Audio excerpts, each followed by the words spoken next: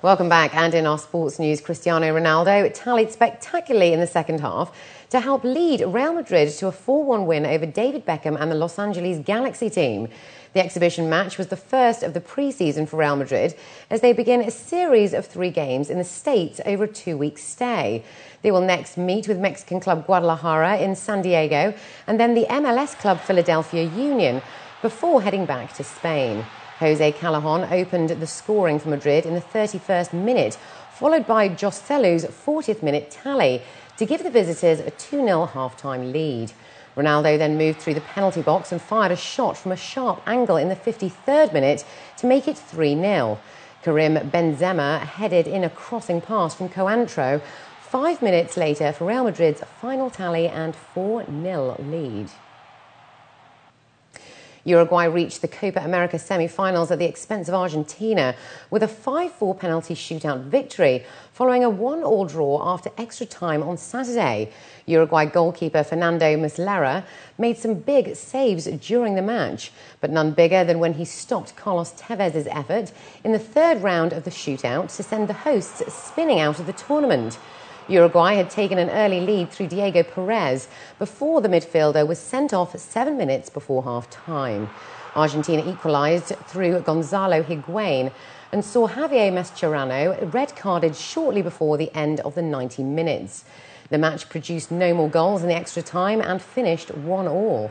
Argentina coach Sergio Batista told the post-match news conference that he was disappointed but thought the players had given it their all.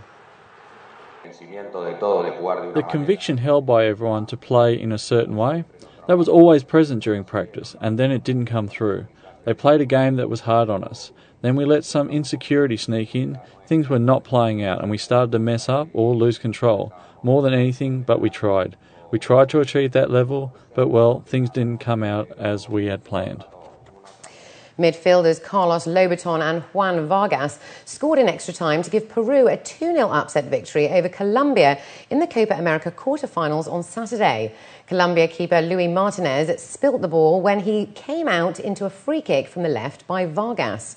Substitute Lobaton fired into the roof of the net from the edge of the box to put Peru ahead in the 12th minute of extra time. 10 minutes later, with Colombia pressing for an equaliser, striker Paulo Guerrero took possession in a counter-attack and passed to Vargas, who rifled the ball home.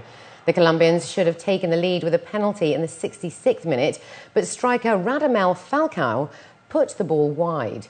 Peru, who qualified from the group phase as the best third-place team, will meet Uruguay in the semi-finals.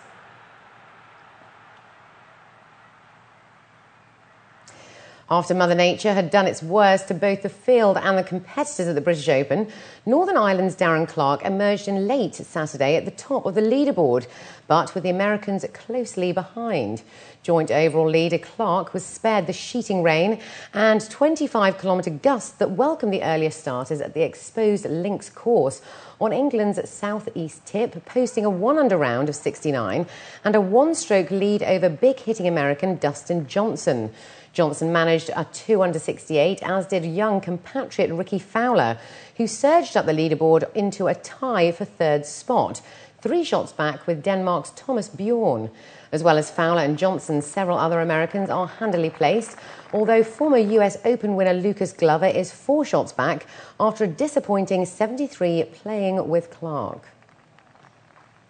Belgian Jelle van den Dert snatched victory in the 168.5-kilometre 14th stage of the Tour de France from St Gaudens on Saturday. He parted from the leading group with 7 kilometres to go and crossed the line on his own at the top of the Plateau de Bille, avenging his 2nd place in Les Ardennes 2 days earlier. Spain's Samuel Sanchez, who had beaten van den Dert in the 12th stage, finished 21 seconds behind. Luxembourg's Andy Schleck sprinted to the line in the final stretch to take 3rd place 40 seconds off the pace, but was only 2 seconds ahead of the other big names who finished together. Frenchman Thomas Voeckler also seized his chance to retain the overall leader's yellow jersey, unexpectedly putting in a strong performance in the final climb. Jelle van den Dert not only won the stage but celebrated his new title as King of the Mountains by donning the polka dot jersey at the finish. Mark Cavendish remains the points leader and Kazar received the Rider Award. And wrapping up sport, veteran midfielder Seilala Mapusua praised his team's self-belief after Samoa shocked Australia 32-23 in Sydney's former Olympic Stadium on Sunday.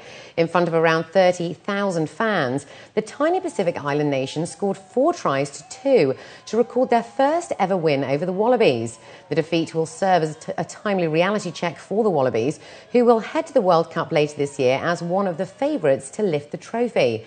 The last time the Wallabies played Samoa was 6 years ago, which resulted in the Wallabies defeating them 74-7. You know, they got up in our faces and really put the pressure on us, and that's a real credit to them. It's amazing what adrenaline can do. Like Alessandro said, our catch cry for the week has been self-belief, and I don't think we would have bothered turning up today if we didn't think we could win.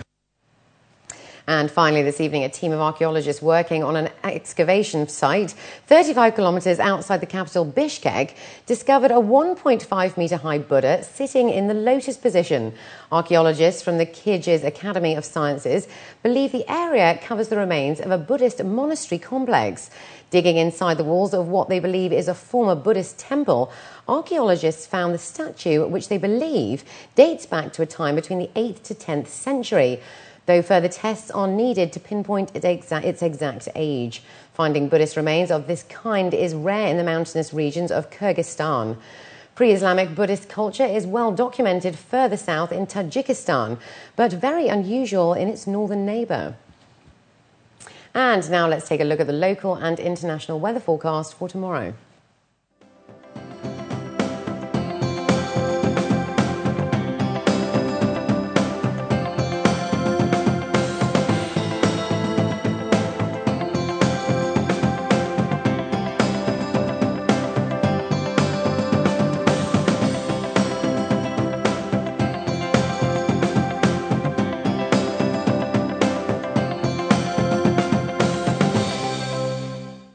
And before we head out, here are the top stories again. Alain authorities foil attempt to smuggle 45 trucks of diesel. Ministry of Health urges GAIA to open medical files for Hajj pilgrims. And Indonesia's Mount Lokon erupts again.